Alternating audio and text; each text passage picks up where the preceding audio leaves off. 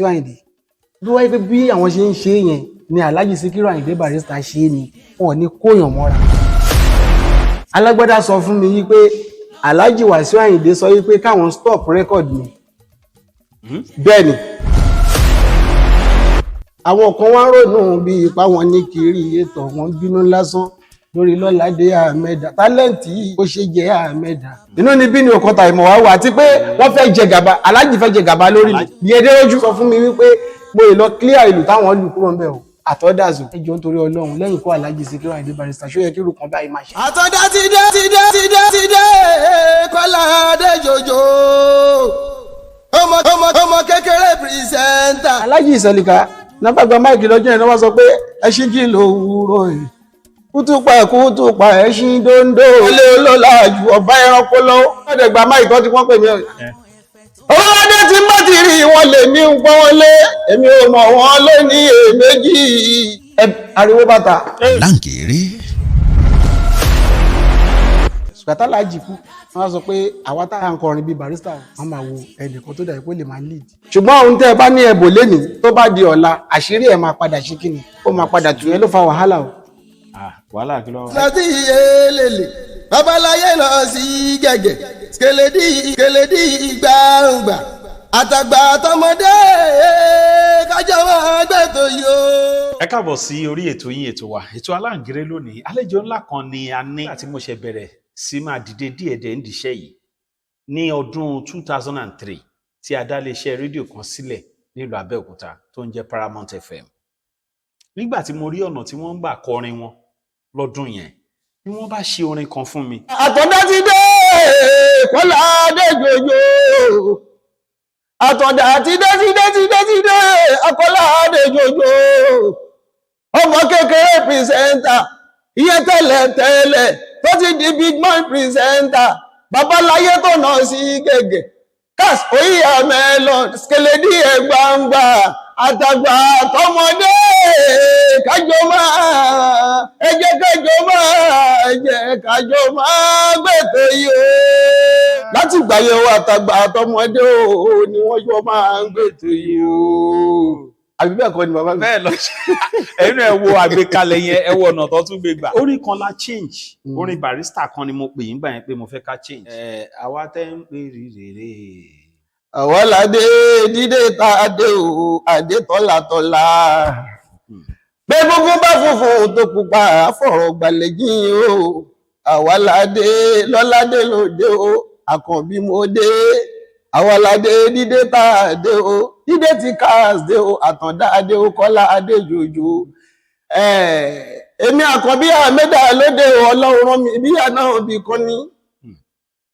Barrister ń kọrin bàbá wa kọ́lí tí wọ́n ń pèdè wọ́n ṣe kọrin tó ṣe bí wáàsí ọ̀rọ̀ ni gbogbo olórin èyí tó kù lẹ́yìn Olúayé kọrin bá mi Àyìndé Wàsíù wọ́n ṣe kọrin tó ṣe bí wáàsí ọ̀rọ̀ ni ó gbogbo olórin èyí tó kù lẹ́yìn ẹ má ṣe bínú àsìkò máa ní ò tó bá máa dárúkọ Lọ́ládé Àkànbí Ahmed o. Àwọn tẹ́ ń pò ríre àwa ládé dídé ta adé tọ́látọ́lá. Agbátọ́lágẹ̀mọ́ ọba dá lórí ṣáàgbà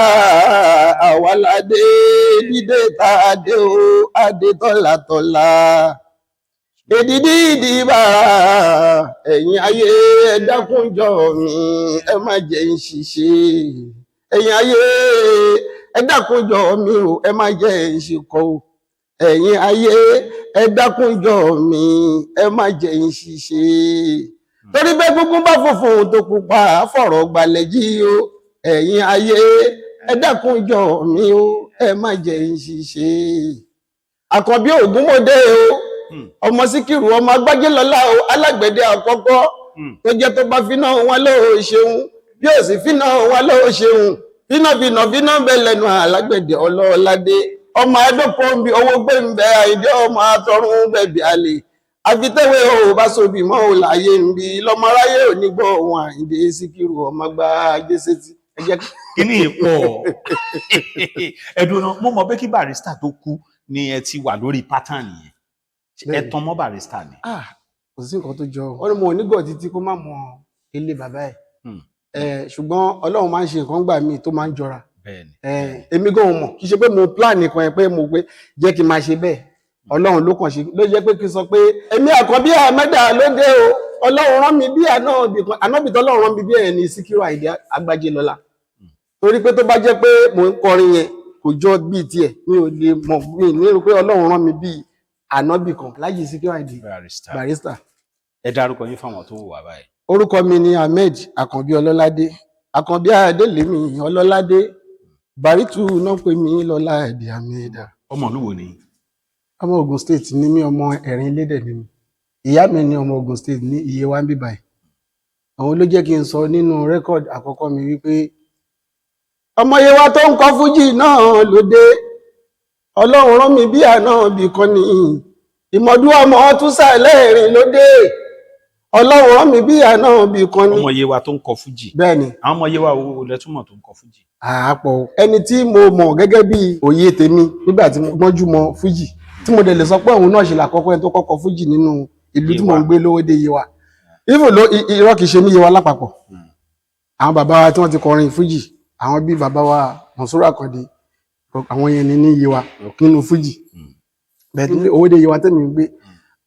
bàbá wa kan Alhaji Agogoja Ramon Agogoja àwọn bàbá wa kan Kaliatu wéré làwọn jí àwọn náà kọ fújì o lẹ́yìn bàbá wa Fasco Yusuf Alamu Àyìnlá Rọ̀kínsìn bẹ́ẹ̀ ni àwọn tí wọ́n tán ti ṣáájú wa nìyẹn àwọn bàbá wa SK Malaika then Wàlíù Òrèbé so Fasco Yusuf Alamu tí mo sọ yẹn àwọn gangan ló jẹ́ ẹni tẹ́mi bá play rí wífún gan style Barrister igan làwọn náà ń kọ ṣùgbọ́n Ọlọ́run èmi gan mọ̀ pé mo tẹ̀lé àwọn gan mọ̀ pé mo lè kọrin even gan 10 years later lẹ́yìn tí mo ti kúrò lọ́dọ̀ wọn mo ti fi iṣẹ́ mo ní mọ̀ pé mo fẹ́ kọrin. Kí lẹ̀ ń ṣe lọ́dọ̀ wọn gbà tẹ́wà lọ́dọ̀ wọn? Orin ni mò ń gbé kọ́ tí mo kọ́ fi wọlé pé èmi kò láìkí fújì torí pé Barrister mo láìkí wọn láti ilẹ̀ láti máa gbọ́ láyé ìgbà ẹ̀kẹ́ tí ẹ gbórin ilé ẹnu wa ó sàn ọmọ rí tẹ́wé tààgbà Àyìndé mo ti gbọ́dún tó dùn dé ọ̀pọ̀ tàǹkì tẹ́wé tàgbà tí bẹ́ẹ̀ ní ìjòkó ẹ̀wà gbádì ìtùwé jọmọ ẹ̀wà gbé tó tuntun o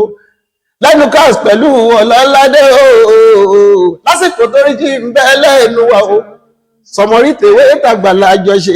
àsìkò Tàkànbí ti ń pèdè orin tuntun tèwé tàgbà ìjó ọlọ́mọ ọmọ ní tiwa ẹwà bá mi gbẹ́dì yí o orin tó jẹ́ tí ń gbèsè ẹgbẹ́ mi kò séwu lọ́nà fún gbogbo wa Barrister ló lọ́nà Àyìndé igi méjì yóò bí o sí nígbó o ẹjá fílẹ̀ bẹ́ẹ̀ ṣẹ́mọ́ mi. àtìgbà yẹn ló ti bẹ̀rẹ̀. Ẹ jẹ́ ká Àyìndé gba epo ṣẹ́yìn ìyẹn tó wà wájú. Àyìndé táìwì ó ṣẹ̀yìn ẹyẹ bí inú Hájì Barrister ẹ jẹ́ ká Àyìndé gbayé. Fátì mọ́dọ̀lẹ̀ ni ó jàre o ọ̀yẹ̀kú ní ìfáwọn ohun ẹ̀ má gbọ́ o. Ọ̀yẹ̀kúyẹ̀kú lórí mi òun bú ọ̀yẹ̀kúyẹ̀kú lórí ẹ̀ o ọ̀yẹ̀kúyẹ̀kú lórí òun dìgbò kàtàkà sórí o. Òbùkú ní gbogbo kàtàkà. Ìgbà tí Barrister wá ń lọ, ó ní Ọlọ́run lóhun mẹ́ta tó ń pa àwọn lẹ̀. Ìfọ̀mọ̀ aráyé ẹníṣẹ́ Ọlọ́run ènìyàn ń bínú o. Ọlọ́run tó bá tún ṣe, wọ́n máa dẹ̀mọ̀ kan lóhun ó bàjẹ́ o. Ẹlẹgbẹ́ mi yẹn ṣe yẹn lé ní. Ó tó bàjẹ́ lọ́wọ́ o. Tó máa dẹ̀mọ̀ kan lóhun tó ṣe ó di méjì ẹ̀yìn ẹlẹgbẹ́ o. Ọlọ́run tó wò fọwọ́ sí rárá. Tó máa dẹ̀mọ̀ fọwọ́ sọ̀yà wípé yóò ṣe irọ́ ní pátá. Irọ́ ni ń tọ́lọ́run ò bá tí ò bá ti fọwọ́ sí tẹ́nìkan ló ń fẹ́ ṣe bẹ́ẹ̀ ni ṣùgbọ́n Ọlọ́run máa ń fẹ́ ṣe nígbà míì àwọn èèyàn tọ́lọ́run dá èèyàn tó Ọlọ́run tóbi kò ṣe bí léèrè Jésù Ànábì Muhammad salam alayhi salatu wasalam fún Ànábì Jésù sallallahu alaihi wasallam fún Ànábì Muhammad salam even àti àwọn tó jẹ́ bàbá wa àwọn bí Ọ̀rúnmìlà tí wọ́n ti kọjá kò sí ìtí ò rí àdánwò ní iṣẹ́ tọ́lọ́run rán wọn so Ọlọ́run fẹ́ ṣe nǹkan gbà mí ọmọ ẹ̀dá èèyàn wọ́n jẹ́ ṣètàn lẹ́yìn ẹ̀. now ẹlẹ́ tẹ̀lé bàbá wa kan tó ń jẹ́ Fasco Yusuf Alamu. ìgbà ọdẹ dádúró lẹ́yìn wọn. mo dádúró ní 1999. ìgbà tẹ́ dádúró yẹn lẹ form band ti yín. bẹ́ẹ̀ni. ẹ̀dọ́nà ẹlẹ́bùn orin ni àbí kí ló sun yín sí dípẹ́ ń tẹ̀. mo rí i pé mo lẹ́bùn orin ni torí iṣẹ́ tí mo fàárọ̀ ọjọ́ mi kọ́ níṣẹ́ spray painter. oh Barrister ní ọmọ tí kọ́kọ́ ṣe sójà bẹ́ẹ̀ni. dídé tó darí dé àbọ̀dé sójà mo gbé gbá fújì ẹ jẹ́ n fi rówó ṣàyé èmi náà ti kọ́kọ́ ṣe péńtà rírí ta tún máa rí mo gbé gbá fújì ẹ jẹ́ n fi rówó ṣàyé ṣé bọ́lọ́hun ló pé fújì lọ́nà wa ọlọ́hun ló pé fújì lọ́nà wa ọlọ́hun ló pé wáìdù ló pé fújì lọ́nà wa. 1999 tẹ́ dá dúró yẹn Yeah. Síkírù Àyìndé Barrister ṣì wà láyé. wọ́n wà láyé Ǹjẹ́ láǹfààní àti pàdé rárá? ọlọ́run ṣe bẹ́ẹ̀ ọlọ́run ló ní kí n fojú kan Barrister kó tó di pó fọ́nrú ó súre ó ṣáàdúrà Barrister ṣàdúrà fún yín. bẹ́ẹ̀ ni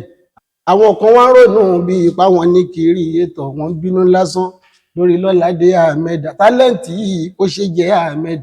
lọ́lọ́run ọba gbé fún èmi ò sọ pé lómi ò ní o because ilé ayé fẹ̀ Barrister ò lè bínú pé mò ń kọrin bí Barrister tẹ́lómi bá dẹ̀ wá ń bínú inú tiẹ̀ ló wà wọ́n ń bínú bí ipá wọn ní kírìétọ̀ Àyìndé ní kírìétọ̀ nígbà tí mo ṣe rẹ́kọ̀dì lọ́jọ́ sí wọ́n bá ní. Mo ń bọ̀ kẹ́ tó sọ̀rọ̀ rẹ̀ mo ń bọ̀ ọ̀rọ̀ pọ̀ sí ẹ̀ Alhaji now ibì kan wà tí mi ti get. ẹ jẹ́ ká kúkú sọ pọ̀ṣẹ̀ ń ṣe kátà pa àlà ẹ̀rí tẹ́yọ̀ bá bínú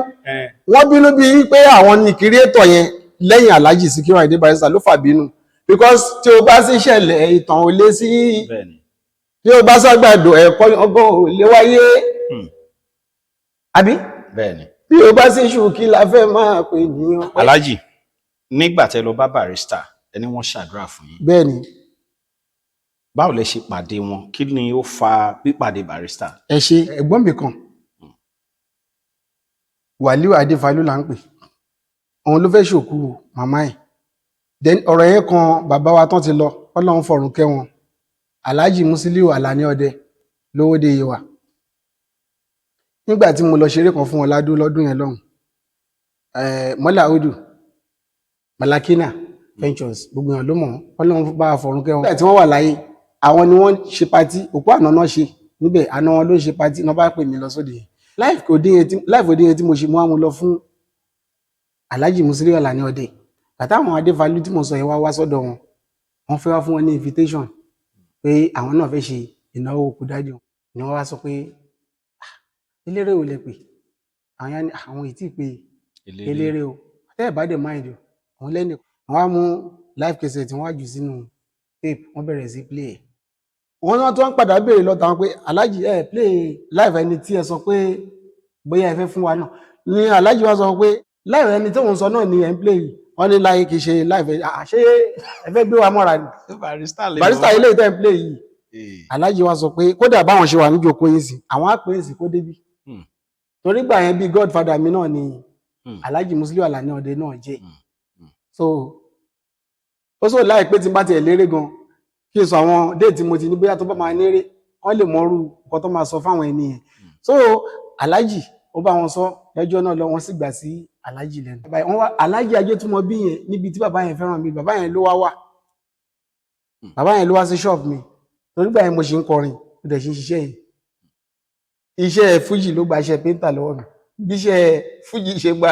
iṣẹ́ sójà lọ́wọ́ Alhaji Síkírù Àyìndé. lórí mo rí pé tí ò bá rí bẹ́ẹ̀ ni ó ṣeé ṣe k'Alhaji wà nù gọ́vnà tó máa ti jẹ nínú ìlú yìí láyé. ọ̀rọ̀ yẹn ṣe wá ń tẹ̀síwájú. ọ̀rọ̀ wa tẹ̀síwájú òkè wọn pè mí lọ́jọ́ yìí náà kan tó wá ṣẹlẹ̀ ni pé Alhaji Ajétúmọ̀ bí wọ́n sọ fún mi kó ṣeé ṣe o ó jẹ́ pé lọ́jọ́ yẹn bóyá àwọn ọmọlẹ́yìn yẹn Alhaji Síkírù Àyìndé Barrister náà máa ṣe kí ni wọ́n máa play fún mi ní mo láwọn báǹdì tèmi tí mò ń lò torí pé àwọn yẹn sọ pé kán bá mi sọ̀rọ̀ pé ṣé màá lè gbà káwọn ọmọlẹ́yìn Alhaji Síkírù gbà Alhaji ò sí nílé Alhaji travel gbà yẹn bẹ́ẹ̀ ni so wọ́n jọ sọ ọ̀rọ̀ yẹn dẹ̀ ṣe kí ni owó wọ́n ní kí wá sọ́dọ̀ Alhaji Ọdẹ mo lọ sọ́dọ̀ wọn ṣé ò lérè nígbà bẹjọ́ náà jọ Monday ló jẹ́ mo ní àyè wà ok gbà owó tí mo gbà ní ọjọ́ yẹn owó yẹn ló jẹ́ owó tó high jù nínú ìgbà tí mo bẹ̀rẹ̀ sí ṣe fújì èló wà lówó náà 15,000 naira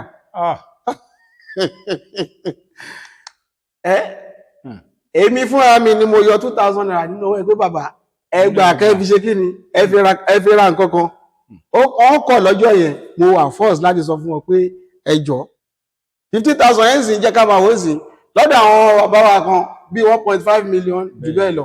ní lọ́dún àgbẹ̀ta dúpẹ́ fọlọ́run. ṣé pàtí yẹn sí àwọn band boys Barrister ló wà. ẹ ṣe mo kọ́ àwọn band boys tèmi náà dání àwọn band men mi dání wọ́n ti di bá men nísìn pẹ̀lú ayé ìgbà yẹn bí abọ́n boy àwa la kọ́kọ́ bẹ̀rẹ̀ sí kọrin lọ. Meanwhile wọ́n invite Alhaji Deroju Yekini bàbá wa àgbà ní nínú onílù Oríkádé Rasaki elégbé Alhaji Sikiru Ayinde Barrister. Lẹ́yìn yẹn wọ́n invite Jẹ́gẹ́dẹ́ Bashiru àwọn ló ń lùlù fún Alhaji wa Adéwálé Àyùbá. Bákan náà Ganiu Ewele àti Bashiru Ewele ọmọ ya méjì rẹwẹlẹ kì í ṣe bí olómìnir ọmọ bàbá méjì rẹwẹlẹ kì í ṣe bí olómìnir Ají Bashiru pẹ̀lú Ají Ganiu tó bá jẹ́ ti ká lómìnir àwọn yẹn ń lu ṣègé àti Síkírù ọmọ Alhaji àgbà olórúkọ Alhaji Sikiru Ayinde Barrister lẹ́ni yẹn àwọn lómìnir mẹ́tẹ̀ẹ̀ta yẹn náà jọ wá níjọ́ náà lọ. Lẹ́yìn Omega tó ń lu jazz àwọn tí wọ́n mú wá nìyẹn. Now àwa ti ń ṣeré lọ bàbá wa Alhaji wa Sokopa Adigun àwọn ni wọ́n kọ́kọ́ jẹ́ ni tó kọ́kọ́ ṣí òde yẹn lọ́jọ́ yẹn. Sokopa. And that was first day èmi ti máa rí wọn bẹ́ẹ̀ àwọn ọmọ mi ọjọ́ tí àwọn fẹ́ rí mi nìyẹn àwọn náà kọ́kọ́ ṣí mi ní agbo lọ́jọ́ náà lọ́hùn. Lọ́dún náà lọ́hùn tí wọ́n bá gbé pásù àsọsíyàn lápò. Tó ń ṣe kékeré o. Ṣé létà làwọn bandmen Barrister wá. Ẹ ṣe situation táwọn fi wọlé wá ní wípé nígbà tó dé àyè kan wọ́n wá ń wọlé lẹ́yọ kọ̀ọ̀kan àwọn Olómele ló kọ́kọ́ wọlé. Omele yẹn tí mo wá ń gbọ́ ó mú mi bojú ẹ̀yìn. Ta ló ń lù? Pé ọwọ́ Omele tí mò ń gbọ́ yẹn yàtọ̀ sí Omele tí mò ń gbọ́ tẹ́lẹ̀. Let's put it to right way. Yeah. Kẹ́ni tí ó bá fẹ́ máa ṣiṣẹ́ kan ó mọ̀ pé òun fẹ́ múra sí iṣẹ́ tí ó bá ń ṣe ó má jẹ́ pé ẹni tó mọṣẹ́ yẹn ṣe máa padà débẹ̀ táwa overthrow ẹ̀. Ìyẹn ni mo sọ lẹ́ẹ̀kan wípé àwọn kan á máa bínú talent. Ẹ ṣáàjà àfàjọ ara àwọn náà mọ Alhaji wa bàbá wa Kollington Àyìnlá ọwọ́ ni mo fi dárúkọ yín. Wọ́n ní kì í ṣe gbogbo ènìyàn ló fẹ́ dénú ṣọ́ra fáyé mọ́ òun fẹ́ nu sọ. Ọ̀rẹ́ oríṣiríṣi ló yí ẹ̀ka o. Ẹ ṣe ẹni òrò wípé kò lè dà ẹ́ o àwọn náà ń ṣe ikú pààyàn. Ẹni òrò wípé kò lè dà ẹ́ àwọn náà ń ṣe ikú pààyàn. Wọ́n ṣà ń change nǹkan kan lẹ́yìn yín. Wọ́n dé Deroju wà gbàlù Omega mú ọjọ́ yẹn ó nẹ̀ ti kẹ ní ìlú tí a ń pè ní Ìdólòṣà ní etí ìlú ìyá bàbá tèmi torí ìyá tó bí bàbá mi iye wa yìí. Aláǹkéré.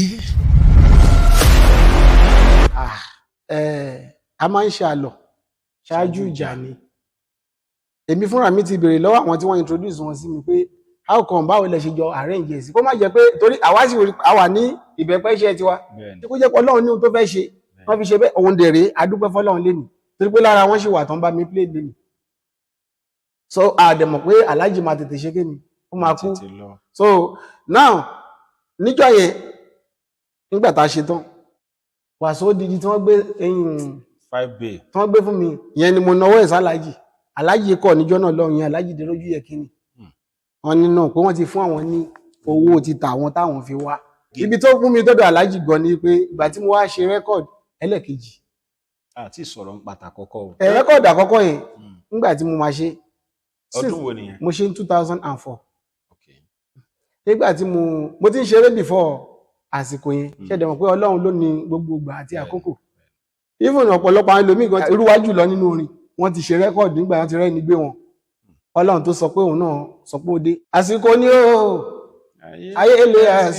àsìkò ní gbogbo nǹkan bí ọwọ́ agogo lórí òbó báyà lọ́dọ̀ ẹ̀ kó sáré gbà mú kó yá mú lò kíá òdúró dẹni kankan yé àsìkò ó ti wá ò ní ìfòwọ́ o ẹ̀bẹ̀ là ń bà láwùrà o ẹ̀bẹ̀ là ń bẹ̀ wá ìdù o torí pé ẹni tó lànà ṣé bó ń bẹ̀ ní kòtò ẹni tó lé ní kó tọ́jú ẹni là ń wí ẹni tí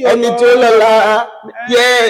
ẹni tí ó ní tomorrow ẹni kò rí pé mo mọrin ẹ tẹ́ mọ̀ ẹ náà pìsẹ́ntà tí ò bá mọrin kò mọ nǹkan tó ń ṣe nítorí pé rẹ́kọ̀dù ayé ìyẹ ilẹ̀ ń gbọ́. so lọ́rọ̀ kan mo fẹ́ ṣe rẹ́kọ̀dù wọn pé ẹni tá a ti mọra yìí náà àwọn náà ní ká kú jẹ kán ṣe sí ìsọyẹ pé level yẹn náà là ń play àwọn náà náà bá wa play sínú ní Alhaji Deroju second record yẹn ló wá jẹ́ kí mi mọ Alhaji ìgbà tí mo ṣe second record èmi ṣe mo fi praise Alhaji. ẹ fún wa díẹ̀ mọ́. lọ́jọ́ tí fújì fẹ́ wáyé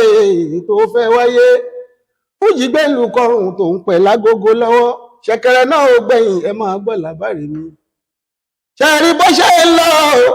ó kù dandan kó pọ̀ṣù méjì kí fújì fi wọnú ayé. Fújì dé sí Nàìjíríà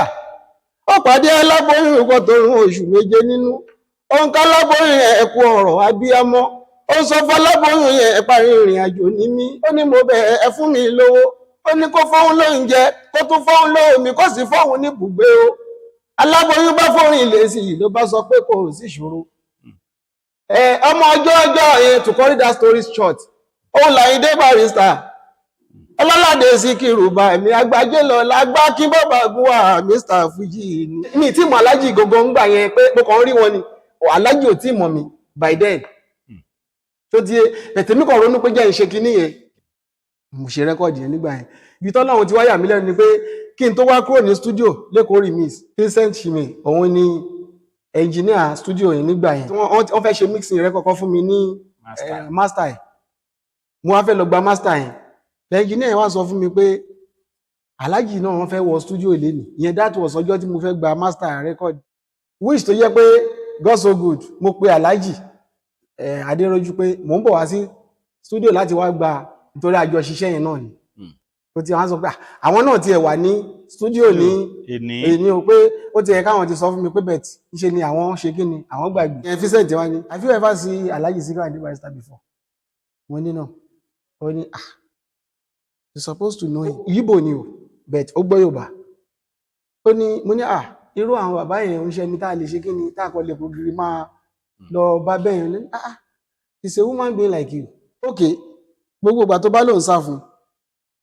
tó ń dọ́jì lọ́tún ló sì lé ní ṣé tó bá díjọ́ kan tó bá tiẹ̀ pé ságbo kan tí yẹ pé Barrister wà ń bẹ̀ ṣé ò ní lọ nǹkan tó sọ yẹn ló oppress mi wọn kò dà mo bá dúró bẹ́ẹ̀ làyà níjà kí ló wá ṣẹlẹ̀ nígbà tí Barrister dé. Alhaji dé studio lọ́jọ́ yẹn ní after 3 ọ̀sán. Bẹ́ẹ̀ ni mo dẹ̀ ti wà ní studio láti 8 o'clock àárọ̀ wọ́n dẹ̀ ti parí nǹkan tó máa ṣe fún mi níbi 9. Ẹ wá ń dúró. Alhaji dé lọ́jọ́ yẹn mo ń wò wọ́n ṣe dé gan tó park wọ́n ṣe dé ẹnu ibi tó máa gbà lọ sí ibi tó máa lọ park mọ́tò sí Alhaji bọ́lẹ̀ wọ́n wọ̀ nù Radio Lagos wá ní reception yẹn láti bẹ̀ wọ́n káwọn èèyàn tó wà ń bẹ̀ à ń wò wọ́n lọ́kàn bóyá ṣe bóyá tí ń kí wọ́n bẹ̀ kó tó di pọ́ kí wọ́n tó èmi ti padà sí reception ibi tí gbogbo àwọn olórin máa ń jókòó sí lẹ́kọ̀ọ́ remix so gbogbo àwa tá a wà ní reception yẹn gbogbo wa Alhaji kí round including me pé mo wá wò pé Alhaji Síkírù Ayinde Barrister fẹ́ ṣe kí ni ó fẹ́ bá mi lọ́wọ́ ṣé pé mo lè wà nínú ẹni tó Alhaji lè bá lọ́wọ́ ṣé mo ọjọ́ náà Ọlọ́run sáṣe wọ́n wọlé lọ wọ́n lè iṣẹ́ tán máa ṣe nígbà tó di 6 o'clock tí session ṣe kí ni tó end Vincent wá bá mi pé Alhaji ti ṣe tán time tá a lè ṣe kí ni tá a lè yọjú sí wọn rẹ o ní Vincent wá wà wájú èmi wà lẹ́yìn ó wá ń ṣe báyìí Alhaji àgbà ìdúró ló wà o Dr. Síkírù Ayinde Barrister worldwide the pillar of Fuji ó ṣàbẹ̀rẹ̀ sí fún wọn ní gbogbo ẹmọ kàrá yẹn ó ní have you ever seen your photocopy your carbon copy before Alhaji ń ṣe nǹkan tó ń ṣe Bari Ṣókì wà ń bẹ ìjọ yìí Bari Tìdé wà ń bẹ ìjọ yìí Bàbá Sèlí wà ń bẹ ìjọ yìí Wàsíù Tántálá wà ń bẹ ìjọ yìí Alhaji Adéròjú Yékínì wà ń bẹ ìjọ yìí Múrẹ́nì àwọn Alhaji ẹgbẹ́ wà ń bẹ ìjọ yìí Pélé ó wà ń bẹ ìjọ yìí and others now lọ́jọ́ Alhaji bí ẹni ṣe ń bá sọ̀rọ̀ Alhaji ò ti ẹ̀dọ́hùn lóhùn rárá Alhaji kan gbójú sókè ọkọ̀ ṣe báyìí èlò Ahmed má bọ̀ bàbá mi nǹkan tó yà mí lẹ́nu bẹ́ẹ̀ ni ṣe mọ̀ pé ó yẹ kí Vincent kó ṣe kí ni kó introduce mi ni pé this is lágbájá mo bá súnmọ́ wọn then askari tó ń kọ Fuji wọn wà ń bẹ lọ́jọ́ yìí so mo bá kúnlẹ̀ lọ́dún wájú wọn Alhaji ṣàdúrà gan-an lọ́jọ́ yìí níjọ́ náà lọ́wọ́ Alhaji tọwọ́ bá pọ̀ wọ́n tún fún mi lówó lẹ́yìn ìgbà tí ó yà yín lẹ́nu bí Barrister ṣe morúkọ ó yà mí lẹ́nu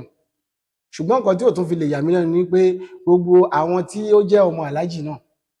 gbogbo ọ̀nà ti wà ní studio bí wọ́n ṣe ti rí mi everybody ti ṣe kí ni nothing kí adẹ́mọ̀ pé àti Barrister ṣe pàdé ibẹ̀ ìjọ yẹn gangan lájọ pàdé kí ni wọ́n sọ ń pa rẹ́kọ̀dù tẹ́ ṣe yẹn nígbà táwa ṣe tán ìjọ yẹn ń bẹ̀ lèmi wá ń sọ fún wọn pé Alhaji ẹjọ́ mo fẹ́ wá rí nítorí rẹ́kọ̀dù tí mo ṣe ẹ̀yin náà ni mo fi rẹ́kọ̀dù yẹn sọ orí ẹ̀ o Alhaji wá ń sọ ọjọ́ yẹn pé wọ́n fún mi ní home and abroad card wọn pé kí n wá bá wọn nílé wọ́n dẹ̀ fún mi lápọ̀ìntmẹ́ǹt mo dẹ̀ lọ ọdún bọ̀ lọ́nà tiẹ̀ nígbà náà that was 2006 mo gbé kámẹ́rà lọ lọ́jọ́ yẹn I record everything kankan bẹ́ẹ̀ so orin tí mo kọ yẹn before kó tó di pé ìjọ tí mo fẹ́ lọ báwọn yẹn dé wọn náà fẹ́ travel pé táwọn bá dé àwọn á jẹ́ kí n mọ̀ even níwájú ọlọ́run àti aláàjì wa lọ́run wọ́n pè mí and that was first time tí mo ṣẹ̀ṣẹ̀ mọ̀ wọ́n ní torí wọ́n gba nọ́mbà mi èmi gan wọ́n ní kí n pe àwọn mo pè wọ́n ìgbà tí mo pè wọ́n lórí fóònù níjọ́ náà ẹsẹ̀kẹsẹ̀ láyé àìló ahmed báwo ni bí ìgbà tí pé wọ́n tẹ̀ ti wọ́n wá sọ fún wọn ní rẹ́kọ̀dì yẹn o yìí pé àwọn ò sí nílé kí n try kí n mú rẹ́kọ̀dì yẹn lọ fún bàbá sèlì táwọn bá dé káwọn lè gbọ́ ìgbà tí rẹ́kọ̀dì yẹn wá jáde mo wá mú pieces rẹ́kọ̀dì mo ti mú lọ fún bàbá sèlì tó ń sọ kọ́nà bá fọ̀rùn kẹ́ bàbá náà àwọn náà ti kú dírẹ́fà wọn ni ìgbà tán dé aláàjì pè mí káwọn ti dé wọ́n dẹ̀ fún mi lọ́ndì 3 January mo dẹ̀ lọ aláàjì ṣe kí ni wọ́n ṣe bọ́n yé máa ṣe bá mi sọ̀rọ̀ wọ́n dẹ̀ láwọn ti gbọ́ rẹ́kọ̀dì pé kí ni mo fẹ́ káwọn ṣe mo kàn fẹ́ kẹ́ bá mi àpíà ní fídíò kìíní àsáàṣì yẹn náà wọ́n ṣe àpíà wọ́n ṣe ìgbà tẹ́yìn ń lo style barista yẹn àwọn míì wò lẹ́yìn náà tún mọ̀ nígbà ayé barista tó wà lórí ọwọ́ yẹn. àwọn tó wà lórí ọwọ́ yẹn tí mo ti mọ̀ òun ni Alhaji Selika Àyìndé Selika ní Ṣakí àtúngbà tí mo tún gbọ́ second barista lágége àti ń gbọ́ àwọn bẹ́ẹ̀ èmi ò tí ì gbọ́ Besco nígbà yẹn Alhaji Adéròjú àwọn náà jẹ́ kí n mọ̀ pé ẹnìkan ń kọrin bí barista náà tó ń jẹ́ Besco gbàtàlájì kú wọ́n wá sọ pé àwa táà ń kọrin bí barista o wọ́n wá sọ èmi mẹ́ni tí ẹ̀ ń wí yẹn wọ́n á ní nǹkan tó ṣẹlẹ̀ ní pé wọ́n gbọ́ rẹ́kọ̀dù wa pé wọ́n sọ pé tọ̀ wọ́n máa wo ẹnìkan tó dàbí pé ó lè máa lead. nígbà tí Síkírù Àyìndé Barrister kú torí mo rántí pé nígbà tí Barrister kú ẹ̀yin lẹ ń lead band yẹn. kò kí ń ṣe pé mo lead band yẹn náà. ìròyìn ayọ̀ rèé fún gbogbo ẹni tó wà ní London àtàgbègbè ẹ̀. Arahim Afro-Caribbean Cash and Carry, import and export of African foods, also help to pay school fee in UK for Nigeria with money transfer to UK and back to Nigeria. Arahim Afro-Caribbean Cash and Carry wà ní Graham Excess RM 139YS Up Minister Road, South Graham, London. Gbogbo èyí tẹ́ wà ní London pátá ó yá ẹ nìṣó lọ́dọ̀ Arahim Afro-Caribbean Cash and Carry. Ibẹ̀ gangan ní fọkànbalẹ̀ wà. wọ́n fẹ́ ìṣe mo ti ń lead ẹ̀ pé wọ́n fẹ́ kí n máa wá lead báńdì yẹn lóòótọ́ ti bá ní show mo máa ń pè wọ́n àwọn boys yẹn àjọ máa ń lọ. àwọn band member Barrister àjọ máa ń lọ. ṣùgbọ́n nígbà tí Barrister kú ọ̀pọ̀ ọgbà ni mo rí pẹ́yìn ni ẹ máa ń kọrin náà. ẹ ṣe èmi náà ni mo máa ń gba eré tẹ́mi máa ń pè wọ́n gẹ́gẹ́ bí mo ṣe máa ń ṣe nígbà tálájì wà láyé ìwà ṣe gbogbo wọn ni mo máa ń lò ńgbà yẹn mo máa ń lò nínú wọn ni tó ti yín sìn but nígbà tálájì wá kú wọn wá sọ yí pé èmi wá ní mo fẹ́ ṣe rẹ́kọ̀dì Alhaji Adéròjú wá ní kí n ṣe sùúrù kí n má ti ṣe rẹ́kọ̀dì pé ó dàbí pé gbogbo nǹkan táwọn ṣì ń ṣe lórí àwọn fans Alhaji kankan bẹ́ẹ̀ ká lè ṣe dàpẹ́ mo wá dúró like 2 months mo rí i pé 2 months yẹn kọjá mi rí green light 3 months pé gbogbo àyìn rẹ̀ Alhaji Òṣùpá Saheed wọ́n ti jáde gbogbo àwọn olórin wọ́n ti ṣe kí ni wọ́n ti ṣe rẹ́kọ̀dì fàlàjì mania kò yẹ kíkiní yìí máa pẹ́ ilé sísítẹ́mì náà lówó tí mo lè fi wọ stúdíò lọ́wọ́ ara mi ẹ jẹ́ ká lọ torí pé Alhaji ní àwọn fẹ́ ṣe nǹkan yẹn pé káwọn tiẹ̀ wá owó wọn á nínú kan máa wọrí pé èmi máa wọ́wọ́ ká lè ṣe even tí n bá tiẹ̀ jẹ́ pé bí akíntẹ́lẹ̀ tí Alhaji kú tó dẹ̀ jẹ́ stáìlì yẹn ni mò ń kọ ṣé mi ní kọrin kí n fi kí Barrister ni so kìíní yẹn jẹ́ nǹkan tó jẹ́ pé ó mú fún àfi bẹ̀rẹ̀ mọ́ ní Alhaji ẹ lọ béèrè stúdíò ní Èkó remix tẹ́ gbọ́ iye tí wọ́n fẹ́ gbà kì í ṣe pé mi mọ iye tó ń gbà ń bẹ̀ mo kàn ní kán lọ ni ó má dàbí ẹni pé mò ń fọ́nbù and which tán dẹ̀ sọ pé iye báyìí ni owó yẹn jẹ́ lọ́dún náà lọ́hùn ok mo send 3 session sí wọn so wọ́n lọ book wọ́n mọ́jọ́ fún wa torí pé a ti ṣe practice orin ó ti wà nílẹ̀ fíìmù nígbà yẹn so a ṣe record along the line ta ṣe record lọ́nà sọ pé wọ́n fẹ́ launch Alhaji Síkírù Àyìndé Barrister Memorial Band èyí tí mo ṣe sọ lẹ́ẹ̀kan pé kì í ṣe pé mo ti ń lead band yẹn nìyẹn ok wọ́n náà fẹ́ launch band Alhaji Síkírù Àyìndé Barrister Memorial Band fine ẹ jẹ́ ká kọ́kọ́ ṣe kan ká tó ṣe kan record láti ń ṣe tó ti wà ní studio already tá ti parí ẹ̀ yìí wọ́n kò gba master kan ṣe kí ni wọ́n fọ́ síta ní oko wọ́n wá ní wọ́n fẹ́ ṣe launch yẹn before then irú orúkọ wo ni a fẹ́ sọ record ìgbà tí wọ́n because kó má dẹ̀ pé mi ni mo mú title wá ìgbà tó máa sọ record Alhaji ní ká sọ ní Barry lives on and all the best mo dẹ̀ gbà okay now àti wá ṣe yẹn ó ti wá dáyé kan wọ́n wá ní nǹkan tó ṣẹlẹ̀ ń sìn ni pé wọ́n ṣe meeting o àwọn boys o àti lára àwọn ọmọ Alhaji Sikiru Ayinde Barrister o pé sẹ́ǹsẹ́ o kò gbọ́dọ̀ máa ṣe record o ní on behalf of Sikiru Olúyọ̀lé record nǹkan ọkọ̀ gbọ́dọ̀ gójì number one náà orúkọ wo la fẹ́ jẹ́ ẹ kọ́kọ́ jẹ́ kí n gbọ́ because mo ti ń kọrin before k'Alhaji tó ṣe kíni ọ tó kú ó sì lórúkọ tí mò ń jẹ́ dọ̀sí mi pé nígbà t'Alhaji tún kú ṣé mo fẹ́ change orúkọ ni wọ́n wá ní àwọn máa jẹ́ Alhaji Sikiru Ayinde Barrister Memorial Band led by Ahmed Akanbi Ọlọ́ládé ẹ̀yìn lèmi wá sọ pé orúkọ yẹn ti gùn jù Alhaji Sikiru Ayinde Barrister Memorial Band led by Ahmed Akanbi Ọlọ́ládé nígbà tí kìí ṣe pà ń lọ sí okùn rẹ̀ ní gbùgbùgbùn kó má ní tó ti fà wá so orúkọ tí mò ń jẹ́ yẹn mi lè parẹ́ o because ó láwọn fans tí wọ́n ti ṣe kí ni tán ti mọ̀ yín mọ̀ orúkọ tẹ́yìn dẹ̀ ń jẹ́ ńgbà yẹn ni Ahmed Akanbi Ọlọ́ládé and his Meridian Band. Kí ló wá ṣẹlẹ̀ ohun tó wá ṣẹlẹ̀ ni pé gbàtẹ́mi wákọ̀ pé orúkọ yẹn mi ní lè jẹ́ okay if that should be the case tẹ́ ẹ bá gbére gẹ́gẹ́ bí wọ́n ti mọ̀ yín mọ̀ Alhaji láwọn fans Alhaji dáadáa tó yẹ pé yín ti mọ̀ táwa ò mọ̀ ẹ gba eré nǹkan tó bá jẹ́ tọ́ mi ẹ fún mi because nǹkan tí kálukú fẹ́ jẹ òun là ń wá tá a bá ṣeré tán nǹkan tó bá jẹ́ ti tèmi ẹ fún mi tèmi bá lè léré ẹni tí n bá fẹ́ pè máa pè àjọ lọ show that is it kò jù bẹ́ẹ̀ lọ ìyẹn ló fa wàhálà o. wàhálà kí ló wà. láàrin òkúta kò sí nǹkan ṣe é mọ́ òkìdé ọba ẹyẹ dé. ló bá di wípé bóyá nǹkan tí àwọn sọ èmi ò fẹ́ gbà nínú kankan wọ́n lè gbèrè nígbà mi wọ́n sọ pé báyìí báyìí ẹ gbà tí n bá náyè àwọn bá yín ṣe tí n bá náyè kò sí nǹkan tí mo fẹ́ ṣe sí now ọjọ́ memorial launch yẹn tó bá pé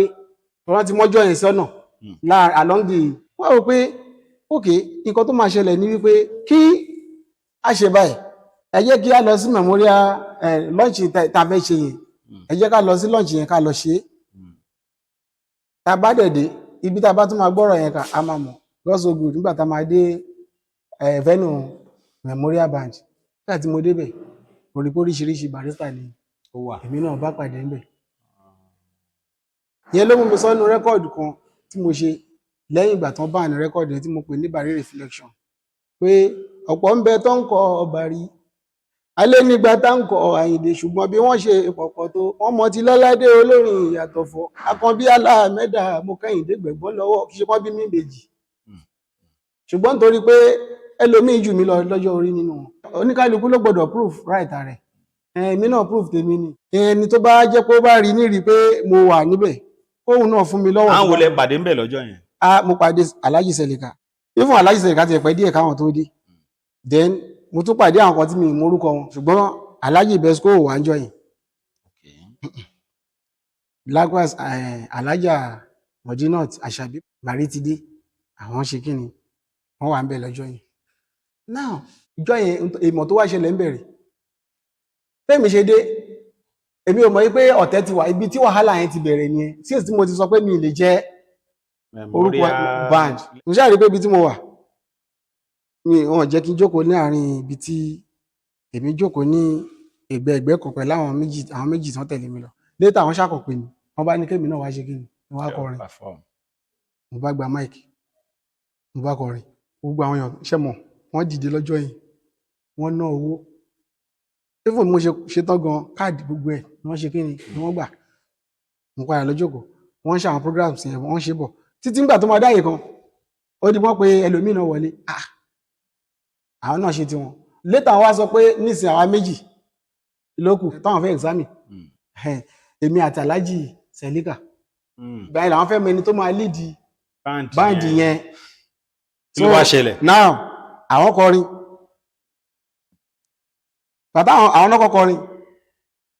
ṣẹ́dẹ̀ mọ̀ mo sọ fún yín èmi máa fẹ́ sọ̀rọ̀ ní bó ṣe wà ọjọ́ yẹn mo rí pé wọ́n ti gbin nǹkan sálájì Sẹ̀lẹ̀ká nù torí kìí ṣe wà Aláàjì Sẹ̀lẹ̀ká ni náà ẹ mọ̀ pé tẹ́ bá ríyàn ìṣesí tẹ́ bá jọ ṣe nígbà tẹ́ bá tún rí ìṣesí ẹ̀ nígbà míì. mẹ́ni tó ń jà Aláàjì Sẹ̀lẹ̀ká. inú ilé kan náà ti bí Síkírù mi Àgbàjí lọ́la àtàyìndí Sẹ̀lẹ̀ká Àgbàjí. kò sọ̀rọ̀ mọ́. alùsẹ̀kẹ̀ máma alùsẹ̀kẹ̀ aláàjì gbélé yìí dáadáa. lẹ́yìn àti Barrister. Aláàjì Sẹ̀lẹ̀ká nàbàgbà máìkì lọ́jọ́ yẹn wọ́n sọ pé ẹṣin kí ló wúrọ̀ ẹ̀ kútùpà ẹṣin dóńdó ṣẹ́mẹ́ṣin tó ń pè ní zebra ó ní kọ́lá dúdú pẹ̀lú funfun lára ẹṣin náà fàyín gidigidi ló bá jí ló wúrọ̀ ẹ̀ ònú mìíràn níjọ ẹni lójú bá dé o bẹ̀rẹ̀ sí ní ṣe quick match iṣẹ́ sójà òun ló bá ń jó o ló bá kúrò níbẹ̀ o ó gbalé olóla ju ọba ẹranko lọ́wọ́ ìní wọn lọ́la akọmọláyé iná bẹ́ẹ̀ ọbẹ̀ ẹranko kò bẹ́ṣì náà jà kò sì bẹ́ṣì náà bínú rárá ọkọ̀ níbọ̀ ọmọdé ó bá bàtàn ó ní láti bá àrọ́bá o àrọ́bá bá bàtàn ló jẹ́ o jẹ́bọ́ ọmọdé ó bá bàtàn ìbá bẹ́ẹ̀ àrọ́bá oko tó jáde èmi ti tún fi kún pàtàwọn ṣe yẹn tán kílẹ̀ yìí wá fífi. ẹ ṣe pàtẹ́mi náà dẹ̀gbà máa ìtọ́ tí wọ́n pè mí ọlọ́dẹ tí bá ti rí wọn lè mí ń pọ́n wọn lé èmi ò mọ̀ wọn lónìí èméjì aṣámọ́ súnì ni wọ́n máa jẹ́ èmi ò bá sẹ̀lì káwé o aṣámọ́ súnì ni wọ́n máa jẹ́ o ìjọba àwọn kan ló wà lẹ́yìn mi ò ṣe wọ́n ń bú mi lẹ́yìn ọlọ́run ló máa lè dá o yẹ́rọ̀bì ló máa lè dá ọba àdàkẹ́ akànbí ó ṣàṣẹ yóò ayé lè pàkàdẹ̀rẹ́ òfo ọlọ́ládé fọwọ́ lẹ́rán fi wọ́n sílẹ̀ májà bàbá ẹni ikọ̀ ògùn kí bàbá ẹni ikọ̀ ògùn kí kó ẹ̀yìn ayé onírẹsẹ̀ àìdé nìyẹn èmi kọ̀ gbé máàkì kalẹ̀ ariwo bàtà náà ìsọ̀rọ̀ ní gbèsè ó ti yé mi.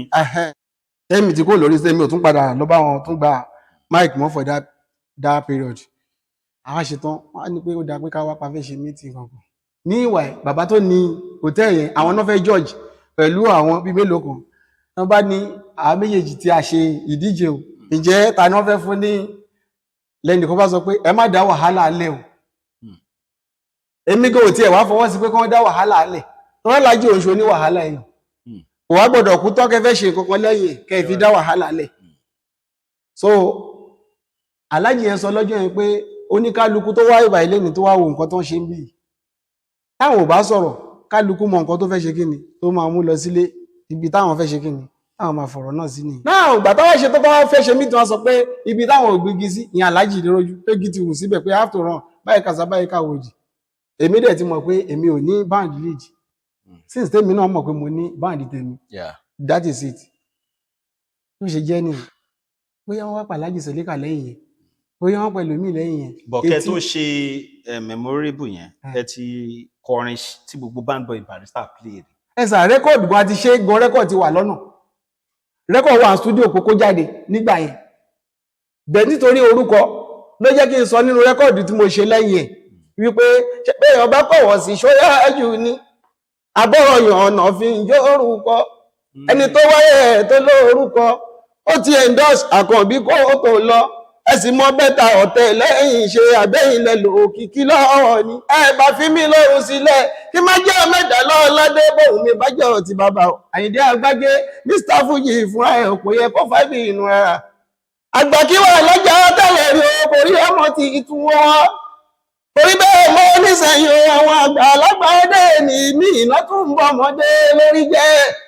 kò yẹ kágbà kan máa tún lè ṣe káwọn àgbà kan wá dúró ìpele táàjì àkànfọ́ ọjọ́ tó pẹ́ ọjọ́ kan ṣòro làwọn máa fi wo ẹnìkan ò ní gbà àlùbọ́sà o ẹnìkan ò ní gbà àlùbọ́sà kò lóhun o ẹ̀fọ́ o láyé ń bí o impossibility cash oníṣẹ̀lẹ̀ láyé. ẹ̀dùn náà ká sọ pé ogun níṣẹ́ fújì. ogun ni o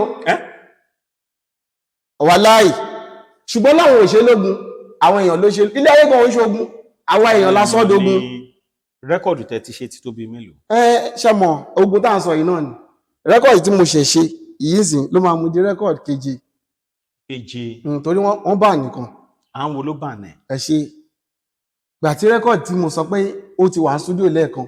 lẹ́yìn memorial band tá a sọ pé gbogbo òpin ní ìṣẹ̀lẹ̀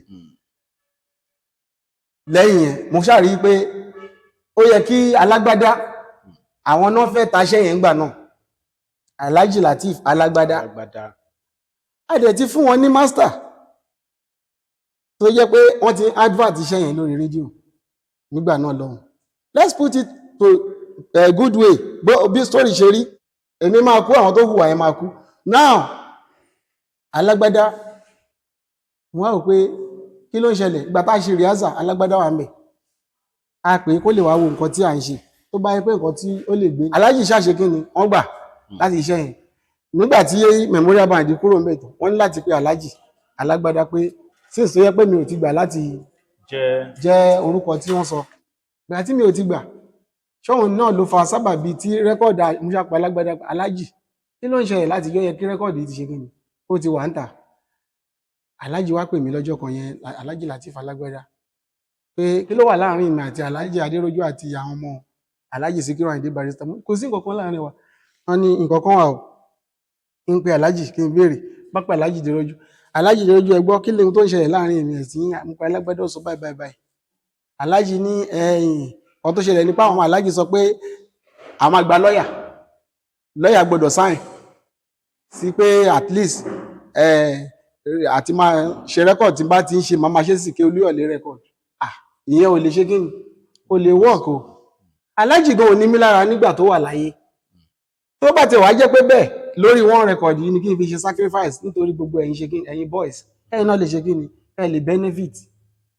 and that was nǹkan tí mo sọ fún Alhaji Alágbádá àti nǹkan tí mo sọ fún Alhaji Adérójú ni ọ̀rọ̀ yẹn bẹ̀rẹ̀ sí tàn bẹ́ẹ̀ títí ọ̀rọ̀ yẹn tàn bẹ́ẹ̀ wọ́n tàn ọ̀rọ̀ yẹn dé ọ̀dọ̀ Alhaji Wàsíù Àyìndé àṣà gbogbo nǹkan tí èèyàn bá ṣe láyé Ọlọ́run ni kó rántí bẹ́ẹ̀ ni so mo wá pe Alágbádá tó jẹ́ kí n dárúkọ Alhaji Wàsíù Àyìndé ni mo ń sọ fún yín Alhaji kí ló dé tí rẹ́kọ̀dì yìí fi ń falẹ̀ báyìí kankan bẹ́ẹ̀ Alhaji wa ní kí n máa wọ̀ pé nǹkan tó ń ṣẹlẹ̀ rèé o number one ọ̀rọ̀ yẹn ti dọ́dọ̀ Alhaji Buhari ọlọ́tọ̀ ọ̀rọ̀ yẹn dẹ̀ ti dọ́dọ̀ Alhaji Wàsíù Àyìndé Alágbádá sọ fún mi yí pé Alhaji Wàsíù Àyìndé sọ yí pé káwọn stop record mi bẹ́ẹ̀ ni pé tó bá stop advert record yẹn àwọn ò ní ṣe fídíò record Alhaji Wàsíù Àyìndé ṣe fún Alágbádá èmi pẹ̀lú àti ẹ̀ tí ìmọ̀ra rí gbà yẹn bẹ́ẹ̀ Alhaji Wàsíù jẹ́ ẹ̀dá kan tí mo mà láìkàn ìyẹn ló yà mí lẹ́nu yìí and which tó jẹ́ pé ohun tó sọ yẹn mo believe ẹ̀ torí the reason why tí mo ṣe believe ẹ̀ ni wípé that period tí record Alhaji Wàsíù Àyìndé wọ́n ṣe my mentor ni wọ́n stop advert èmi wá ní láti máa fẹ́ máa pe Alágbádá ní Alágbádá sọ pé kí n lọ pé ká lọ settle mọ́tà tó wà ń bẹ̀ pé táwa bá ti settle ẹ̀ ń kọ́ wọ́n ní ní jẹ́ kó jáde wọ́n ní àkókò balẹ̀ àròkàngán Àjààbálẹ̀ àmìjìgì ètò bàbá ètò ó ti dé. ìgbà tí a lọ sí ìyẹn memorial band yẹn ọmọ Alhaji Síkírù Àyìndé Barrister sọ̀rọ̀ ní ọjọ́ yẹn ihun tí Alhaji ṣe là ń sọ yìí ìyẹn Alhaji Dr. Síkírù Àyìndé Barrister rere ẹ̀ tó ṣe sílẹ̀ là ń sọ tó bá ṣùwà tí ò da àwọn kan náà sọ kò sẹ́yàn tí ò ní pọ̀ títí ẹ̀ lára ṣùgbọ́n Alhaji fọgbọ́n ṣe ni àmọ́ kan tó ṣe gbogbo ẹni tí mo bá ṣẹ̀ nídìílé fújì tó bá dẹ̀ jẹ́ pé ẹ̀bùn tọ́lọ́run fún mi ló bá jẹ́ nǹkan tó jẹ́ pé mo bẹ̀ wọ́n ni kí wọ́n jọ kán ṣàforíjì kí wọ́n tú okùn lọ́rùn mi kó jẹ́ kí n ráyè ṣe ilé ayé ti tèmi fúnra mi. ṣe àwọn okùn kan wà lè fojú rí Ọlọ́run ò ní jẹ́ ká rí o. kí lọmọ Barrister wa sọ. òun sọ lọ́jọ́ ẹ̀ pé bàbá táwọn o lẹ́yìn ikú Alhaji àwọn ò tí ì rí ẹni tó máa ṣe kí ni tó fẹ́ dúró láti lè sọ pé òun fẹ́ àwọn tí ẹni tó bá yá ẹni tó bá máa lead band bàbá tàwọn àwọn máa ó ní kálukú adnef for now àwọn ò tiẹ̀ fẹ́ gbọ́ nǹkan tó jọ orúkọ Barrister lẹ́nu ẹnì kankan ìyẹn ló fa sábàbí tí mo fi ṣe record tí mo sọ ní Barry reflection ni mo kọ́ nínú record yẹn pé Barry 2 náà pè mí Lọlá Àdì Àmẹ́dà nǹkan tó fa sábàbí ni Barry 2 yà ṣé nígbà tó bá dẹ̀ ti jẹ́ Barry 2 ni èmi ṣàkọsí ní Barrister bẹ́ẹ̀ni àbí nǹkan bá dẹ̀ náà tún nígbà míì náà bàbá ní àfojú nǹkan tó bá jọ nǹkan aṣáàfin wé nǹkan that is it nǹkan tó dẹ̀ fa Barry 2 yẹn gangan wá tó tẹ̀ jẹ́ kí wọ́n pé jẹ́ ronú kan Barry 2 ni pé lẹ́yìn tí Alhaji kú wọ́n ti launch memorial band ẹnìkan wọ́n fẹ́ ṣe eré nínú àwọn fans mi kan Àkànní Lawal Autobase wọ́n fẹ́ joyè nígbà yẹn nípọ̀sù wọ́n wá fẹ́ pè mí ṣe mọ̀ títò pé àgbàlagbà tí aláàjì dé lójú wọn pé àwọn ti bẹ́ẹ̀ mi sọ̀rọ̀ wọ́n wá ní aláàjì pé àwọn pé àwọn ò pé aláàjì kan sọ pé àwọn á ṣe gbàjàmọ́ wọn ní ẹ̀mọ́ ọkọ̀ gbogbo nǹkan tẹ́ bá fẹ́ ṣe ẹ lọ bá aláàjì dé lójú ẹ lọ sẹ́tù pẹ̀lú wọn ẹ má wọ́n rí èmi máa wá wọ́n ní ṣé mo máa wá mo ní mo máa wá kì í ṣe ìdílé mi ṣe mọ̀ yìí ṣe bí torí nǹkan ta fẹ́ jẹ ló fa gbogbo tó wà nílẹ̀ nǹkan kékeré nìyẹn ìgbà tí mo á débẹ̀ lọ́jọ́ yẹn without my notice aláàjì dé lójú ti ṣe polo àti cap wọ́n ṣe fún gbogbo àwọn boys wọn wọ́n dẹ̀ kọ Alhaji Sikiru Ayinde Barrister Memorial Band síbẹ̀ àti nínú polo tí wọ́n ṣe yìí now àwọn boys tèmi tí mò ń lò polo yẹn ò kan àwọn ó wá jẹ́ ordinary àwọn boys tí wọ́n yẹn ló wà ní orí stage ìgbà táwa kúrò ní show yẹn ẹ̀dẹ̀ perform a perform mo ṣeré mí ìsọkù even nígbà tí fídíò yẹn máa gba ẹ̀ là ń lo fídíò CD kìíní wọ́n máa ń ṣe fídíò yẹn nígbà tó máa jáde tí Alhaji máa fún mi wọn ò forúkọ mi sí Alhaji Sikiru Ayinde Barrister Memorial Band ló wà ní kò sí lẹ́gbẹ̀ẹ́ Ahmed Akànbí Ọlọ́ládé gan mọ́ ẹ jọ ṣé ẹ fẹ́ fi Ọlọ́run máa fi wọ́n má jẹ́ káyé fi wá pamọ́ so ìgbà tẹ́mi náà wá ní show kan Canada my fans ní Lùsádà ní Ìgbẹ̀sà ń bẹ̀ yìí èmi náà bá kúkú tẹ first èmi náà bá wá kọ Ahmed Akànbí Ọlọ́ládé Baritu èmi náà ìgbà tẹ́mi náà ti bẹ̀rẹ̀ sí jẹ́ Baritu yẹn ni so bàtà àwọn náà máa dórí stage lọ́jọ́ yẹn wọ́n kàn rí pé gbogbo àwọn boys olóyè náà lèmi náà fún wọn that to show pé tọ̀ èmi náà fẹ́ ṣe kí ni mo wà lórí ọwọ́ ara mi ìyẹn ò dẹ̀ ń ṣe ìyà ìgbà tán ṣe 5 years remembrance Alhaji ní Ìkẹjà tó bá jẹ́ 5 years àbí 6 years aṣọ remembrance Alhaji now èmi nǹkan tó bá wà lọ́kàn mi ni màá sọ fún yín mo ní láti sọ lójú Shamsideen torí ọ̀nà ọ̀pọ̀lọpọ̀ ọ̀rọ̀ náà àwọn boys yẹn ti ń gbọ́ tán sọ báyìí kàṣà báyìí káwòdì Shamsideen bá bẹ̀rẹ̀ sí bẹ̀ mí lọ́jọ́ náà pé kí n jọ kí má bínú owó òkú kọ fújì bàbá tó ń gan kì í ṣe pé ó fi fújì láwọn lọ́wọ́ pé báyìí ní bẹ̀tì lóòótọ́ ṣe àbá bẹ̀tì ìkọ́kọ́ tó ṣẹlẹ̀ ní pé nǹkan tó wá sọ fóun òun lòun ṣe kíni lòun ṣe o láti fi yọ rẹ̀ nǹkan ẹ ló clean nǹkan ti ẹyin lọ́kàn mi ọ̀rọ̀ dẹ̀ ti dọ́dọ̀ Alhaji Ìbàdàn ìyẹn Alhaji Wasiu Ayinde tó bá tiẹ̀ wá jẹ́ pé wọn ò wá blọọkì kìíní yẹn nígbà náà ṣáàdà wọn á bèèrè lọ́lágbẹ́dá alágbẹ́dá kí ló ń ṣẹlẹ̀ kò ṣe rẹ́kọ̀dì òní jáde mọ́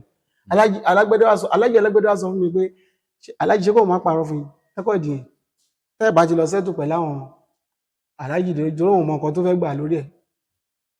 òun ò mọ nǹkan tó ń fẹ́ ṣe ń bá pa Alhaji dòjò Alhaji wá sọ fún mi wípé mo lè lọ clear ìlú táwọn lù kúrò ń bẹ̀ o àtọ́dàzò orin tí mo kọ kí wọ́n lọ wáyé nínú ìlú mi kán lọ lù síbẹ̀ ẹjọ́ nítorí Ọlọ́run lẹ́yìn kó Alhaji Sikiru Ayinde Barrister ṣó yẹ kí irú kan báyìí máa ṣẹlẹ̀ torí ẹni tí ò bá mọ̀ dí nǹkan tó ń ṣẹlẹ̀ bí mo yẹn sọ yìí wọ́n lè rò pé bóyá kó lọ ẹ̀ ló láṣẹ jù. ẹ ṣe ọ̀tá ẹni òun ga lójú èèyàn àbá ọ̀nà inú ni bí ni inú ni bí ni òkúta ìmọ̀ wá wà àti pé wọ́n fẹ́ jẹ gàba Alhaji fẹ́ jẹ gàba lórí mi ní ẹdẹ lójú. Aláǹgèrè.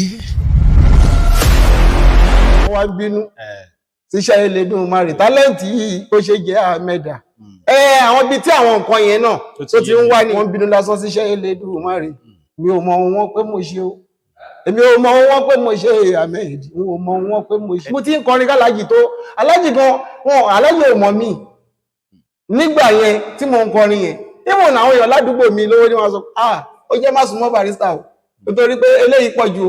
ẹjọ́ torí Ọlọ́run nígbà tó dẹ̀ tásìkò tọ́lọ́run sọ pé mo fẹ́ mọ Alhaji ni mo mọ wọn Alhaji ò dẹ̀ rí mi nírí pé ọmọ burúkú Alhaji gba ṣóò sí Ìjẹ̀bú Òde bẹ́ẹ̀ ni wọ́n pè mí tí mo lọ play níbẹ̀ Ayétòrò mo ti kọ́kọ́ bá wọn go stage nígbà tí bàbá wa Abídèmí Alábí Afọbajẹ nígbà tí wọ́n ṣe stomach 58 birthday wọn so ọjọ́ yẹn ó rí Alhaji nígbà tí wọ́n débẹ̀ yẹn Alhaji fúnra náà ránṣẹ́ wá pé kí wọ́n sọ fún mi bàbá wa Gòkè Babalọ́lá ni wọ́n rán lọ́jọ́ náà lọ́hùn àwọn náà sọ pé Alhaji sọ pé Ahmed ìwọ àti Bari ti dé kẹ́ máa gbé stage lọ so máa ń tọ́ kí Bari ti dé ṣe kí ni ó kọrin Bari ti dé kọ́ kọrin lẹ́yìn olèmí bá bẹ̀rẹ̀ sí lè lọ. kí lẹ rò pé ó fà á tán wá ní kán stop record yìí. nǹkan tí mo lè rò rí pé bóyá kó fà á wọ́n fi stop record ní pé ṣe rí Ọlọ́run kó jọ kó ṣàánú Alhaji bàbá wa Wasiu Ayinde bí wáyé pé bí àwọn ṣe ń ṣe yẹn ni Alhaji Sikiru Ayinde Barrister ṣe ni wọn ò ní kóyàn mọ́ra òótọ́ ọ̀rọ̀ ní ká má sọ wọn ọ̀pọ̀lọpọ̀ àwọn tó ṣáájú wa nínú fújì ẹlòmíì ìró òótọ́ ọ̀rọ̀ ńlẹ̀ báyìí wọn kì í fẹ́ sọ bóyá ti torí mi mọ nǹkan tẹ́lómi fẹ́ gbà ń bẹ̀ ṣùgbọ́n ohun tẹ́ ẹ bá ní ẹbò lénìí tó bá di ọ̀la àṣírí ẹ̀ máa padà ṣí kíni ó máa padà tú that is it ẹ̀yin lẹ́lẹ́rìí mi lolúwa wíṣẹ́ gbogbo náà rí nǹkan tó ń ṣẹlẹ̀ lágbólé fújì lé tó bá gbé báyìí sọ kó èèyàn mọ́ra ẹ̀ ń bó láti máa rí irú àwọn pé àwọn ilé ìlà ṣáájú wa a dẹ̀ rí gbogbo alárí bẹ́ẹ̀ ṣàṣe kó gbọ́n mọ́ra ìyìn tẹ́mi mọ̀ lèmi sọ yẹn o ohun tó kọjú sẹ́nìkan lè kẹ̀yìn sẹ́ni ìkejì ilé ayé ò fàìsà ní alájì ló kọ bẹ́ẹ̀ àṣà wọn ń tàgbé ẹnìkan orí ó ń ta lùkú ẹnìkan ò mọ ó ta lèkè aláṣọ funfun ìyẹn ò jẹ́ bá bínú torí pé kó máa depo sí láṣọ ó ń tó dídẹrẹ́ ìwọ ọmọ odò ọba ìwọ ò jẹ́ kó bínú ọmọọba tó di mẹ́rẹ́ tó bá fò fẹ́rẹ́ tó lọ bolóbo òun ló máa gbọ́rọ̀ burúkú lẹ́nu ẹyẹ ìmímọ yẹn ó Ọlọ́run kó gbà fún wa so bóyá jẹ́ ní àwọn àgbà onífújì mi wo lẹ tún ti pàdé rí. Alhaji Wasiu Alabi Pasuma àtijọ́ pàdé pẹ̀lú wọn rí wọ́n ṣe dáadáa pẹ̀lú mi o ọ̀dọ́ ìgbà tá àti ìmọ̀ra pẹ̀lú wọn ìjọ́ tí mo kọ́kọ́ fẹ́ mọ̀ wọn ṣe mọ̀ onífújì appearance ń gbà mí ṣùgbọ́n along the line mo rí pé wọ́n kóyàn mọ́ra lẹ́yìn bàbá wa Shefiu Alao tó ti kò síbi tó máa rí mi wọ́n máa pọ́n mi lé tó bá yẹ kán ní oore tọ́lọ́run bá sọ pé oore kan wà lọ́wọ́ wọ́n lè ṣe padà ṣe King Dr. Òṣùpá Saheed náà àti yọrí ra pẹ̀lú àwọn náà rí ṣe mọ̀ pé àwọn Ọlọ́run ṣe ṣẹ̀dá oníkálukú ọ̀tọ̀ọ̀tọ̀ ẹni téèyàn bá dẹ̀ tí mọ̀ lójú ó ní bó ṣe máa ṣe pẹ̀lú ẹ̀ ṣùgbọ́n lọ́jọ́ yẹn àṣìṣe ìwọ̀nba arápẹ́ tó ń ṣe wọ́n padà sọ pé kí n jọ kí má bí fẹ́ lọ yaṣẹ́ lọ́dọ̀ wọn ni but èmi ń kí wọn gẹ́gẹ́ bíi pé àwọn aṣáájú wa wọ́n snob mi lọ́jọ́ yẹn snobbing tó dẹ̀ ṣe pẹ̀lú mi yẹn mi wá rò pé ṣe mọ̀ lójú gbogbo èèyàn but promoter àwọn ògbà yẹn solution òun ló padà lọ bá wọn tó sọ pé ẹni báyìí lẹni tó ń kí tẹkàn sí bẹ́ẹ̀ ṣe wọ́n dẹ̀ padà dẹ̀ jù wọ́n lọ ìyẹn dẹ̀ lọ. tíri lẹ́dà nǹkan. àtírí lẹ́dà èèyàn dáadáa ni ọjọ́ tí mo lọ play nìbàdàn lọ ṣeré kan ní ìdí arẹ́rẹ́ nìbàdàn so gbà tí a ṣe tán táwọn boys ta fẹ́ lọ sùn hòtẹ́ẹ̀lì tí mo gbà lọ́jọ́ yẹn ibẹ̀ ní tírí lẹ́dà tí ń play lọ́jọ́ yẹn tírí lẹ́dà láǹfààní láti jẹ́ pé bóyá gbà tí mo fẹ́ book ní hòtẹ́ẹ̀lì ní reception ní tírí lẹ́dà ń bọ̀ pẹ̀lú àwọn boys ó dẹ̀ wá kí mi èmi ò tẹ̀ mọ́ níwájú Ọlọ́run ó kí mi lọ́jọ́ yẹn. yẹn ti tó bí ọdún mélòó. ọ̀rọ̀ tí mo sọ yẹn sáà ti máa lọ sí bóyá bíi 6 to 7. láyé kọ́rẹ́nsì ẹ̀kan ṣo lèmi àti ẹ̀ náà pàdé Múrítọ̀dà pàdé dáadáa pẹ̀lú ó dà Múrítọ̀dà alákọ́jọ́ pàdé ní Benin Rẹ̀mí Àlùkò ẹ̀kan ṣo lájọ pàdé rí. ọ̀dà àwọn olólùfẹ́ yín sìn tó bá fẹ́ pè yín fèrè ṣebí band boy ti wá wà báyìí. bandmen wọ́n ti wà. torí mo rí ṣòyìn kan lẹ́nu ọjọ́ mẹ́ta yìí.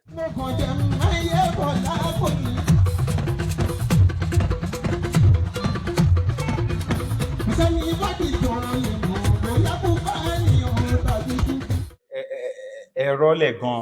bàbá Ọlọ́run ló ní gbogbo nǹkan no Ọlọ́run ló ní gbogbo nǹkan kò sí iṣẹ́ rí ẹ̀bùn gbogbo kò sẹ́ lórin tí ò lẹ́bùn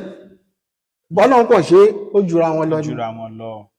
ẹ̀yin gbọ́ bẹ́ẹ̀ ṣe wà ẹ̀bùn lẹ́bí ń ṣe ohun tẹ́ ń ṣe ìtorí ẹ̀yìn kókó lẹ̀ wà ń di ẹ̀. bẹ́ẹ̀ni. lábẹ́ bẹ́ẹ̀ ó dẹ̀ jura wọn lọ ṣùgbọ́n ká gbà fẹ́ ni tọ́lọ́run bá ṣe kí ni. bọ́ níye wa yín yẹn náà àwọn olórin pọ̀ bẹ́ẹ̀. bẹ́ẹ̀ ni. ẹ dárúkọ olórin bíi mélòó kan fún mi yé wa lọ́wọ́lọ́wọ́ báyìí. lẹ́yìn àwọn tí mo dárúkọ lẹ́ẹ̀kan lọ́wọ́lọ́wọ́ báyìí sì a máa dárúkọ fi ọmọ ńlá Àkànní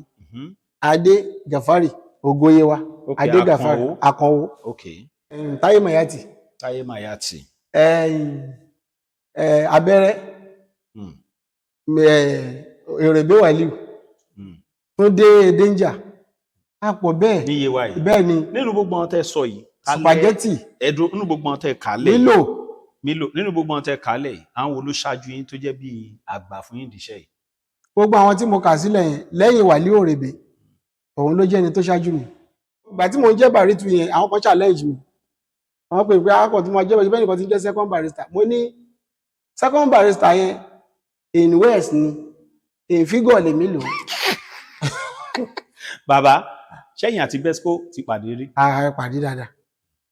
a ti pàdé rí. kò sí ẹni tó fẹ́ kọ fújì tó fẹ́ kọ Barrister tẹ́rù máa bà mí. gbogbo ẹnu ni mo fi sọ ẹ̀rù ò ní bà mí àjọ ààyò ni àjọmọ̀ta ni ọ̀dà ṣé bandmate ti wà báyìí dadman wà. táwọn èèyàn bá fẹ́ pè yín fẹ́rí ẹ sọ ẹ̀rọ ìbánisọ̀rọ̀ táwọn èèyàn lè pè yín sí. ẹ̀rọ ìbánisọ̀rọ̀ mi ni 08023 90 70 67 lẹ́ẹ̀kan sí 08023 90 70 67. gbogbo ẹni tó bá fẹ́ ṣe pàtì o tó bá fẹ́ ṣe ìnáwó kó dàbí irú wọn fẹ́ ṣòkú àná o àbókù àgbà ní gbogbo bí kíbi tó ń wo tẹ́ ẹ fẹ́ ṣe ìnáwó